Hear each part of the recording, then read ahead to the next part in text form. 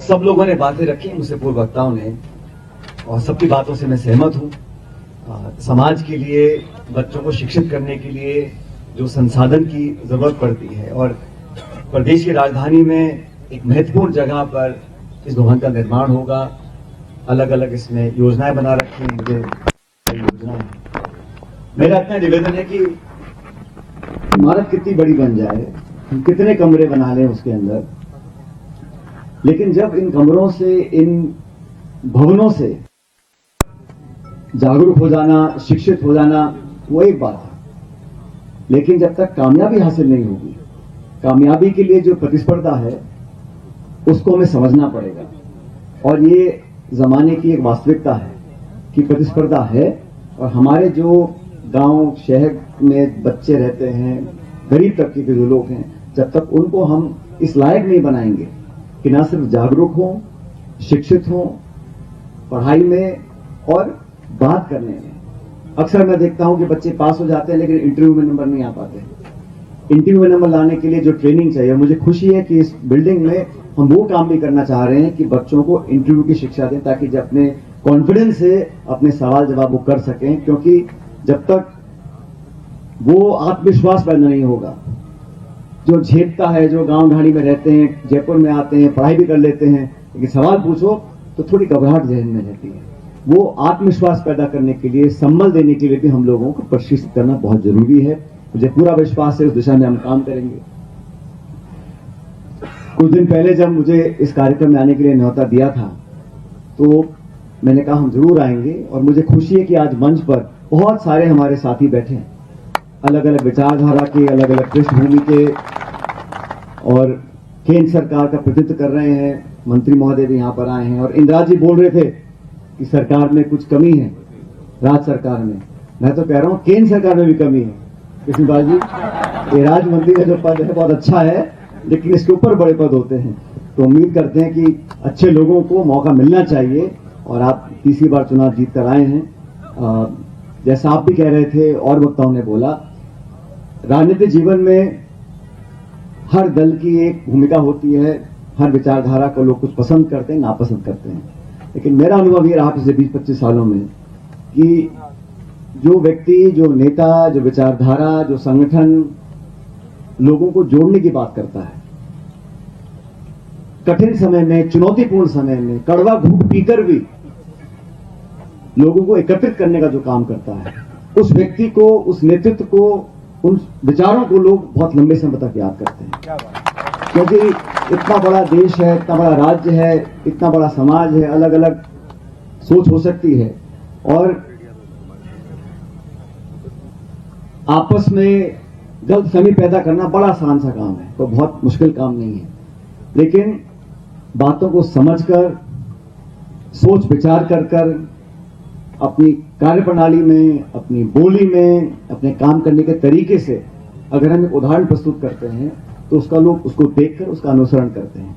और जिन जिन लोगों ने गरीबों के लिए, किसानों के लिए संघर्ष किया, लोगों को जोड़ने का काम किया, विचार विरोधी हो सकते हैं, हमारी सोच, हमारे विचार, हमारा काम करने का तरीका अलग हो सकता है, और मैं तो कहता हूं चर्चा भी होनी चाहिए, सार्थक हो, आलोचना भी हो तो सार्थक हो।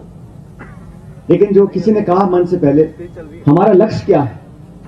लक्ष्य पद लेना है, सत्ता में आना है, जीत हासिल करनी है, या जिन लोगों का काम करने के लिए चुनकर जाते हैं उनके जीवन को बेहतर करना है। क्योंकि कभी ना कभी सरकार किसी ना किसी की तो आएगी। जब मौका मिलता है कलम से, शायरी से लिखने का, क्या हम उन लोगों के जीवन को बेहतर कर रहे हैं जिनके लिए हमने शपथ ली है, जिनके लिए हमने वोट मांगा है? महत्वाकांक्षा कोई गलत बात नहीं है, लेकिन महत्वाकांक्षा किसके लिए? खुद के स्वार्थ की पूर्ति के लिए अगर हम पद पर आसीन हो जाएं और भूल जाए हमारी जड़ें कहां थी, कहां से निकलकर हम आए हैं, किन के लिए हम लड़ाई लड़ रहे हैं, किन की वोट लेकर यहां बैठे हैं, और सिर्फ अपना हित साधने का काम करते रहेंगे, तो मैं नहीं समझता हूं कि उस क्षेत्र की, उस राज्य की, उस समाज की हम भलाई का काम कर रहे हैं। और ये सिर्फ मैं इस प्रदेश के परिप्रेक्ष्य में नहीं कह रहा हूं, एक समाज के परिप्रेक्ष्य में नहीं कह रहा हूं, क्योंकि हम सब राजनीति से जुड़े हुए हैं, उस संदर्भ में कहना चाहता हूं। आने वाला समय नौजवानों का है, और जो नौजवान बच्चा बच्ची शिक्षा का आशीर्वाद और वरदान प्राप्त कर लेता है, उसे कोई छीन नहीं सकता। स्वर्गीय पायलट साहब मुझे कहते थे कि जीवन में धन, संपत्ति, आमदनी, शोहरत, सत्ता, ये सब आते जाते रहते हैं और ये हर व्यक्ति के जीवन में होने वाला है। कोई ऐसा नहीं है धनी जो 4 मास और 12 महीने हमेशा सत्ता ही जीवेगा। ये चक्र घूमता रहता है, उतार चढ़ाव जीवन में आता है। लेकिन जो व्यक्ति अपने परिवार से, समाज से, अपने घर से संस्कार पा लेता है, जो बच्चा बच्ची पढ़ लेता है, वो वरदान कोई छीन नहीं सकता। इसलिए शिक्षा पर ध्यान देना, बच्चों को, बच्चियों को आगे बढ़ने का मौका देना, ये हम सबकी सामूहिक जिम्मेदारी है। ये कोई एक व्यक्ति, एक नेता, एक विधायक, सांसद, एक सरकार नहीं कर सकती, सबको मिलकर करना पड़ेगा। और सच में मैं अत्यंत खुशी है मुझे कि आज मन से सब लोगों ने मिलकर इस मुहिम को आगे बढ़ाने का काम किया है। अब कृष्णपाल जी को भी जाना है, मैं भी जानता हूं दिल्ली में चुनाव है, आप भी वहां जाके भाषण दोगे, वोट मांगो, मैं भी मांग रहा हूं वोट। अब जो होगा सो होगा, लेकिन हमें जो भी हम काम करें सच्चाई, ईमानदारी से करना चाहिए।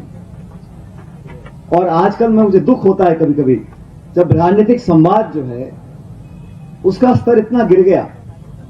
अभी मैं कहीं चर्चा कर रहा था 2004 में, साथियों, मैं पहली बार संसद में जब गया तो कृष्णपाल जी, मैं 26 साल का था, लेकिन मैं उस सदन में बैठा तो प्रधानमंत्री तो मनमोहन सिंह जी थे, उस सदन में अटल बिहारी वाजपेयी जी थे जो पूर्व प्रधानमंत्री, देवेगौड़ा जी पूर्व प्रधानमंत्री, चंद्रशेखर जी पूर्व प्रधानमंत्री। तो एक प्रधानमंत्री और 3 पूर्व प्रधानमंत्री उस सदन में बैठे थे 20 साल पहले। उस समय जो सदन में संवाद होता था, एक दूसरे की बात को सुनने का धैर्य होता था, तब भी सत्ता विपक्ष तब भी थे, मंत्री तब भी थे, लेकिन उस सदन में मैं देखता था चंद्रशेखर जी अपने दल के वो अकेले सांसद थे, लेकिन जब वो खड़े होते थे बोलने के लिए पूरा सदन सन्नाटे में उनकी बात को सुनता था। वाजपेयी जी भाजपा के प्रधानमंत्री रहे थे, कभी वो खड़े होकर कुछ बोल देते थे तो पूरी सरकार, पूरे सत्ता दल, हम लोग जो थे, हम सब उनकी बात को ध्यान से सुनते थे। वो एक आचरण है जो लोकतंत्र की खूबसूरती को दिखलाता है। दुर्भाग्यवश आज संसद के अंदर, संसद के बाहर, और मैं कोई आक्षेप नहीं कर रहा हूं, ये वास्तविकता है, विधानसभाओं में देखा है मैंने, संवाद का तरीका, वो सहजपन, वो विनम्रता, वो आत्मीयता, वो जो बड़ा होता है वो झुककर जो रहता है, वो पुरानी कहावत है, ऐसे नहीं बनी थी। वो लोग उसको देखते हैं, हमसे लोग उम्मीद करते हैं और नौजवान देखता है हम लोग क्या बोल रहे हैं, क्या कर रहे हैं। अगर हम अच्छा उदाहरण नहीं प्रस्तुत कर पाएंगे देश में, समाज में, प्रदेश में, तो देश को हम अच्छी दिशा में लेकर नहीं जा रहे। मुझे पूरा विश्वास है कि जी कैब के सभी जो हमारे साथी हैं बहुत लंबे से संघर्ष कर रहे हैं, और मुझे खुशी है कि अब तक जो चंदा आप लोगों ने लिया है उसका पूरा विवरण वेबसाइट पर है, और पारदर्शिता होगी तो मुझे लगता है कि आपका योगदान 100 गुना बढ़ेगा। पारदर्शिता बहुत अनिवार्य है, और मुझे खुशी है कि शुरुआत से ही आपने पाई का हिसाब एक वेबसाइट पर रखा है, कोई बटन दबा के देख सकता है कि कितना धनराशि किसने दी और कहां पे खर्च हुआ। और आज भी मैंने हिसाब तो लगाया नहीं, लेकिन काफी इकट्ठा हो गया आज। शाम तक रुक गए तो 2 करोड़ और हो जाएगा। और रूप सिंह की 2 दिन रुके तो 20 करोड़ हो गए। देवाड़ी में इतने दाम बढ़ गए जमीनों के, कुछ भी कर सकते हैं डॉक्टर साहब। लेकिन अभी मैं 2-4 साथियों से बात कर रहा था तो मंत्री जी ने योगदान दिया, उसके लिए बहुत आभार, और सब साथियों ने बोला है। लेकिन अभी मैंने, क्योंकि खटाना जी जो हमारे पूर्व विधायक, ये कर्मचारी रह चुके हैं, कर्मचारी रह चुके हैं, तो मैंने कहा भाई आप सब भी, आपको करना चाहिए। तो उन्होंने लिहाज बोल दिया कि आप बता देना कैसे क्या करना है। तो मैं तो आपको इतना ही बोल रहा हूं, आप सब साथियों से बात कर लो, और जो भी योगदान दो वो लाखों में नहीं होना चाहिए बस।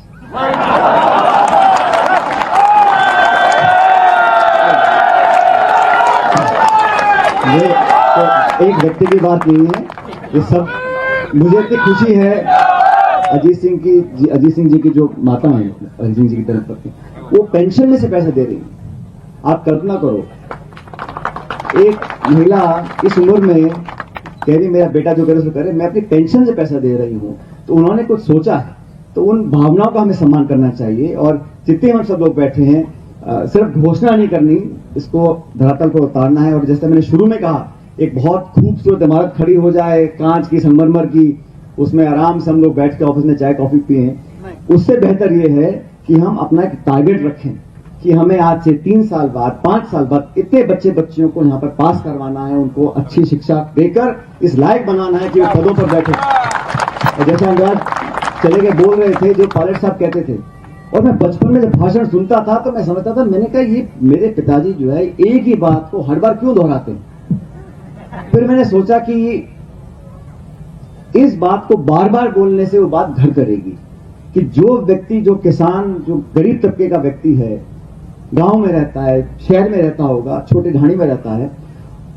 वो व्यक्ति जो आज असहाय है, मुख्य धारा में नहीं है, लेकिन वो अपना पेट काटकर अपने बच्चे बच्ची को पढ़ा रहा है, अगर उसके बच्चे बच्ची पढ़ जाएंगे, इस लायक बन जाएंगे कि वो अच्छी नौकरी करें। हर व्यक्ति नेता नहीं बनना चाहता, हर व्यक्ति को सरकारी नौकरी नहीं चाहिए, लेकिन वो व्यक्ति बैठकर इस लायक बन जाए कि देश की नीतियों में योगदान हो, इतना बड़ा उद्योगपति बन जाए, इतना बड़ा भामाशाह बन जाए कि देश प्रदेश में जो नीतियां लागू होती हैं उसमें उसका प्रभाव रहे, उन पदों पर बैठे जहां से देश में बिजली, सिंचाई, रोजगार जहां से देते हैं, उन पदों पर वो बैठेंगे बच्चे बच्चियां, तब जाके ये देश और गांव आगे बढ़ सकते हैं। और इसलिए आज 25 साल बाद भी उन बातों में उतना ही दम है, और हम सब लोग प्रदेश के, देश के बहुत आगे आए हैं, लेकिन और आगे जाने की जरूरत है। और अभी मन से बोल रहे थे, देना भी आता है, लेना भी आता है। मेरा ऐसा मानना है कि जो समझदार लोग हैं, जो प्रदेश का, गांव देहात का, किसान का, उनकी भलाई के बारे में सोचते हैं, उनको अपनी ताकत का एहसास होना चाहिए। लेकिन ताकत का एहसास ये मतलब नहीं है कि हर सोमवार को हमें ताकत दिखानी है। ताकत होती है तो देश प्रदेश उस बात को समझता है, और अगर समर्थन चाहिए तो समर्थन देना भी पड़ता है। आज आप यहां चंदा दे रहे हो, कल मांगने जा रहे हो, यही देश की खूबी है। इसमें ताकत, योगदान लेना भी पड़ता है, देना भी पड़ता है, और तभी पूरा समाज, पूरा देश प्रदेश आगे बढ़ता है। तो ये एकजुटता, ये आपसी समझ, सबको साथ लेने की जो हमारी एक पुरानी, हमारा इतिहास है, हमारे संस्कार हैं, उसको हमें आगे बढ़ाना चाहिए। और मुझे आज पुनः मैं कहना चाहता हूं, इस बात की खुशी है कि कई छोटा मोटा, मेरी बात बहुत गौर से सुन रहे हैं जे के आपके सभी साथी, सब लोगों को साथ लेकर चलना है। और मैं आपसे विशेष निवेदन कर रहा हूं, इसमें कोई व्यक्ति ऊपर नीचे नहीं होने वाला, किसी की नाक छाती छोटी बड़ी नहीं होने वाली। ये तो हम आने वाली पीढ़ी के लिए योगदान दे रहे हैं। और आज से 10-5 साल बाद तो बोले कि फला व्यक्ति ने अपनी 14 चलाई थी और हमारी सुनी नहीं, उसकी सुनी, ये सब कोई महत्व नहीं रखता। तो उस मन से मैं कहना चाहता हूं, और समझने वाले समझ रहे हैं इस बात को, कि सबको साथ लेकर अपन चलेंगे तो अपनी ताकत 100 गुना बढ़ेगी, दुगनी नहीं बढ़ेगी, 100 गुना बढ़ेगी। सबको साथ लेकर आगे चलें, इस खूबसूरत इमारत का निर्माण हो। और मैं तो चाहूंगा ऐसा निर्माण, ऐसी इमारत देश के हर राजधानी में हो, देश के हर जिले में हो, प्रदेश के हर जिले में हो, और हमारे बच्चे बच्चियां पढ़कर अपने पैरों पर खड़े हों, हम सब का नाम आगे बढ़ाएं। आपने सबको बुलाया, मेरी बात को सुना, हम सब की बात, विशेष रूप से मंत्री जी काम छोड़कर आए हैं। अब चले दिल्ली, आप और हम दोनों जाके भाषण देंगे। आप अलग मांगना, मैं अलग मांगूंगा। ये लोकतंत्र की खूबी है, और जनता निर्णय करती है, इसमें हम कुछ नहीं कर सकते, जनता के हाथ में है। लेकिन अपनी बात को रखना हमारा दायित्व है। मैं विशेष रूप से धन्यवाद करना चाहता हूं मंत्री महोदय का कि आप समय निकालकर यहाँ पर आए, हम आप सबके निमंत्रण पर आपने यहाँ पर आना स्वीकार किया। और आप सब साथियों का मैं धन्यवाद देना चाहता हूँ कि आप लोग इसी तरह मुस्कुराते रहो, खुश रहो, फलो फूलो, और ईश्वर जो चाहेगा जरूर होगा। लेकिन आप सबकी एकजुटता, आपका स्नेह, आपका सानिध्य, आपका प्यार हमेशा बरकरार रहे। बहुत बहुत धन्यवाद। राम राम। और वीडियो के लिए हमारे चैनल को सब्सक्राइब करें और बेल आइकन को दबाएं।